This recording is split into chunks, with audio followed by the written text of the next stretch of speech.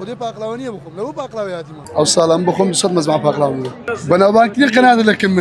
لكن دنيا من كاكا مال دمي بزانم سالي بارغوت باقلاوني بخو مثلا باقلاوت خوار من بيششي دس خوشيش لو قناتي دكم او قناتي اول زار بلا ابو ناف سوشيال ميديا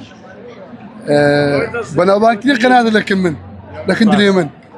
سپاسناکەم برای. باقلاوت خواردم ساڵ او سالم بخوام صد مزمع باقلاوانیه تۆڵەی پارت کردەوە تولي بارم كردوا اريو تشاو او سالك لدلما همو سالش ان شاء الله بردوام دو تۆڵێوەت کردەوە کە پاقلاوت نەخوارد اري والله چەند چیلۆ تقریبا پاقلاوت هێنابوو بقران 200 مزمعه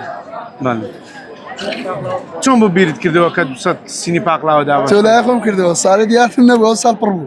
الحمد لله بس خوشيش قال له مدير اوقافيه ولير ذكر اريو باشە کاک کەمال جیاوازی مەولودی ئەم ساڵ چی بوو لەگە ساڵ اوصل نمونه ابو لە پاقلاوەیان لا باقلاوه لا شربتي لا يدي لك عمل